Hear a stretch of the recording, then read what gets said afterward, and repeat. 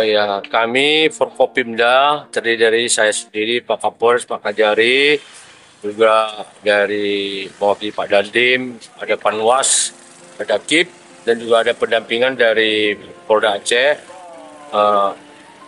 mencek atau melihat kesiapan untuk memastikan kesiapan pelaksanaan kegiatan besok. Pencoblosan nanti di TPS-TPS. Nah, salah satunya kami melihat TPS di Singkil Utara ini untuk memastikan kegiatan besok supaya tidak ada masalah.